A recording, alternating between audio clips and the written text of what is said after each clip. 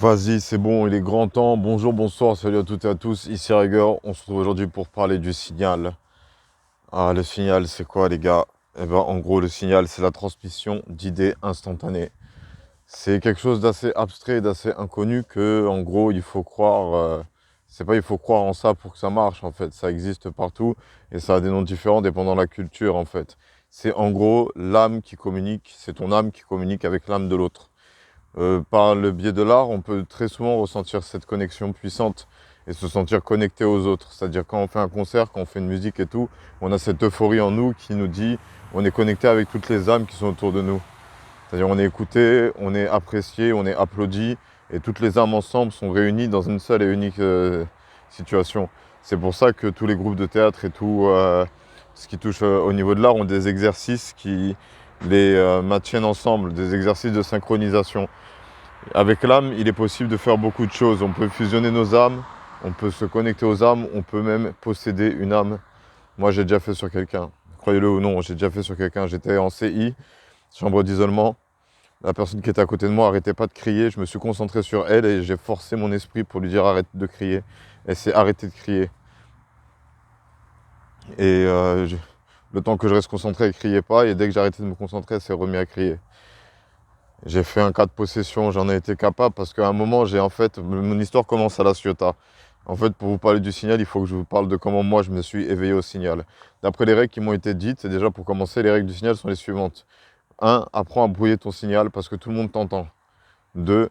Ils peuvent te mentir. 3. Débrouille-toi avec ces règles. 4. Initiez ceux que vous voyez en train d'être initiés parce que c'est important maintenant, il y a de plus en plus de personnes qui s'éveillent.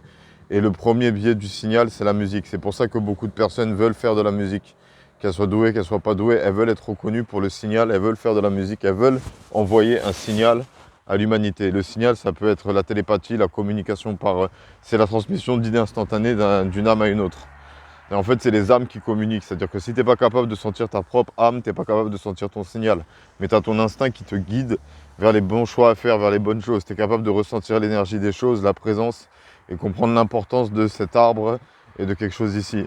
Moi, les gars, j'ai discuté avec un arbre, ça allait mal à l'endroit. J'ai discuté un peu avec lui, j'ai fait des trucs un peu bizarres et petit à petit, l'endroit a commencé à aller mieux. Cet arbre, il est derrière une cafétéria, il y a plein de bons trucs qui se passent à cette cafétéria, il y a plein de bonnes énergies. Et là, moi, je suis en train de zoner, de marcher, parce que je sais très bien que les sujets que je vais aborder, les gars, c'est simple. C'est ma folie, c'est ma psychose. À La Ciotat, en fait, je vais vous dire la vérité, mon frère était ami avec quelqu'un. Cet ami m'a révélé des trucs sur lui qu'il n'a pas dit à mon frère. Comme par exemple le fait qu'il était russe. Il ne me l'a pas dit de haute voix, mais en gros, il m'a fait écouter de la musique russe en me disant « moi, russe », en gros, avec les gestes. Il a essayé de m'éveiller au signal à sa manière parce qu'il trouvait que j'étais intelligent. Putain, il est gros cet oiseau, putain. Il y en a des gros des oiseaux, hein. Putain, celui-là, quand je vous dis il est gros, hein. C'est un truc de malade, hein. Les autres, ils sont petits. Même lui, là, il est gros. On dirait des canards. La vérité, les oiseaux commencent à devenir caisses. La vérité, faites attention, les oiseaux, c'est les messagers des dieux, les gars, hein. Ils vous surveillent, hein. Là, ils sont en train de dire, vas-y, on laisse son côté privé. Parce qu'en gros, là, je suis en train de chercher un endroit où m'asseoir, où me poser, pour vous expliquer qu'en fait, à La Ciotat, je me suis éveillé parce qu'il y a des personnes qui ont eu envie de me tuer. En fait, j'ai ressenti cette envie de me tuer. Simplement, ça s'est traduit en fait par des sensations dans le dos, des sensations de piqûres dans le dos. En fait, je consommais du shit et j'ai arrêté de consommer dès que j'ai senti des sensations bizarres. Mais la brèche était déjà établie en fait. Mon esprit était déjà fondu en deux. Et du coup, que ce soit une psychose inventée clairement par mon esprit ou juste un éveil au signal, dans les deux scénarios, j'ai été pris en filature par la mafia. J'ai réussi à échapper aux filatures, à repérer les gens, à donner des codes et tout, à les gérer par rapport à de la musique avec 3 musiques. Animal, qui était là pour dire attention, on essaie de me faire passer pour un ennemi. Paranoïaque, pour dire j'ai l'impression qu'il se passe des trucs paranormaux autour de moi, c'est pas normal. Et Conquête, une fois que tout avait été résolu, grâce à Paranoïaque, grâce à mon CV donné, grâce à la prise de filature, le fait que tout le monde soit parti, Conquête. Et j'ai laissé mon CV. Puis ensuite, je suis parti au Luxembourg et que sur mon chemin, tout le monde savait où j'allais. Tout le monde savait où j'allais. Personne ne m'a dit c'est toi, un tel qui a fait le truc à La Ciotat. Mais tout le monde savait où j'allais. Les anciens étaient là. Les jeunes étaient là. On a même voulu me donner du shit et tout. On a voulu me mettre bien pour le voyage au Luxembourg. Parce qu'on savait que je devais aller au Luxembourg parce que le Luxembourg est un pays de signal. Là-bas, c'est un pays de tueurs à gages. J'ai demandé à quelqu'un qui connaît le pays si c'était le cas, il m'a répondu oui. C'est un pays de tueurs. Comment il subsiste? Un aussi petit pays. Il y a du blanchiment d'argent, il y a des trafics qui se font. C'est pas comme la Suisse qui est un pays bancaire. Là, c'est un pays de criminels, de hauts criminels. Mais ils respectent les lois avec bravoure. Dans la loi luxembourgeoise, il y a même une loi qui t'autorise à défier quelqu'un dans un duel à mort. Si tu arrives à le tuer, tu prends 5 ans au lieu de prendre perpétué. C'est un pays à l'ancienne en vérité, qui a réussi à garder ses lois à l'ancienne et qui gère bien l'aspect psychologique de la chose. Moi, mon dossier a mal été traité, pour la simple et bonne raison qu'on m'a demandé de faire des tests. Les gars, je pouvais communiquer avec les oiseaux écoutaient mes ordres, que ce soit à l'oral ou à la mentalité. Les oiseaux m'écoutaient, mais pas parce que j'avais une possession sur eux, mais parce qu'ils souhaitaient me prouver que c'était réel. Je suis revenu à Marseille, les pigeons roucoulaient. Au Luxembourg, il y avait beaucoup de corbeaux autour de moi. C'était les oiseaux de Raven.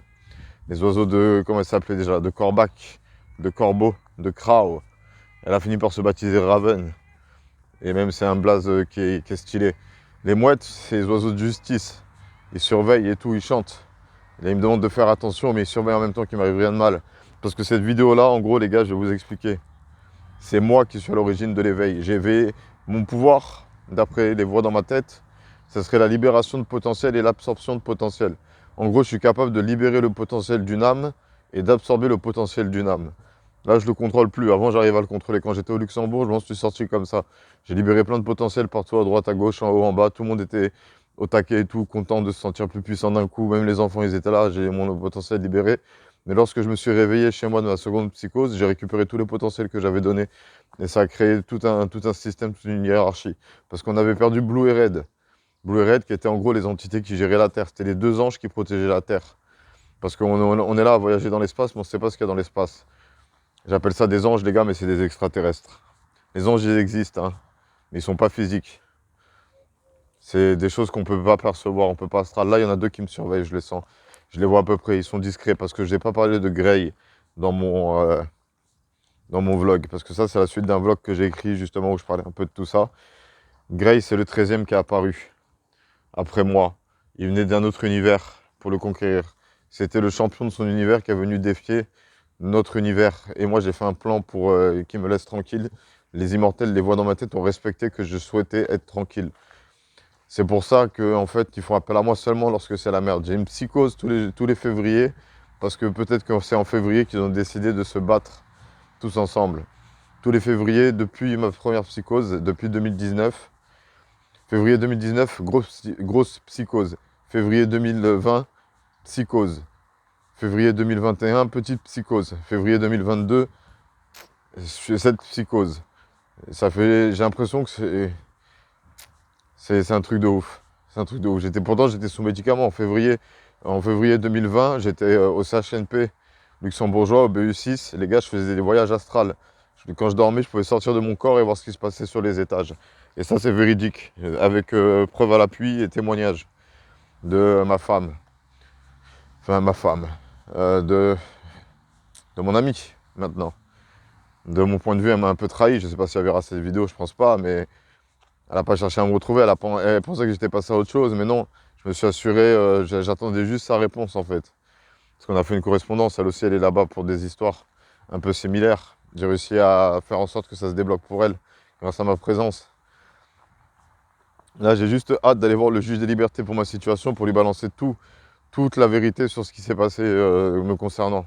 Parce que là, je suis emprisonné, mais sans être emprisonné. À tout moment, je peux me casser d'ici, aller chez moi avec mes clés, j'ai tout dans la sacoche, m'en battre les couilles du résultat, mais j'ai pas d'argent, donc ça vaut pas la chandelle. Je pourrais, hein, si j'avais l'argent, hein, y aller, acheter des valises et me dire c'est bon, je me casse, laissez-moi tranquille. Je pourrais y aller.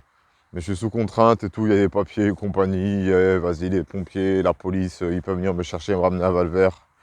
Si quelqu'un appelle. Mais la vérité, si on m'avait laissé tranquille une soirée, les gars, j'aurais causé problème à personne, il n'y aurait pas de papier, il n'y aurait pas de démarche, il n'y aurait pas de procédure, il n'y aurait pas de judiciaire, il n'y aurait pas eu à faire partir vite les patients. Les gars comprennent pas hein, qu'il faut juste me laisser suivre mon flow en fait.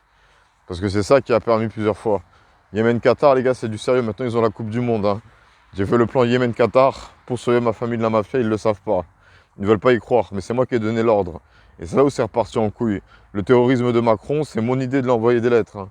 On a juste commencé à lui envoyer des lettres sérieuses, il a commencé à parler de terrorisme. Là, je vois, il y a quelqu'un que je connais, les gars, je vais faire pause 5 minutes.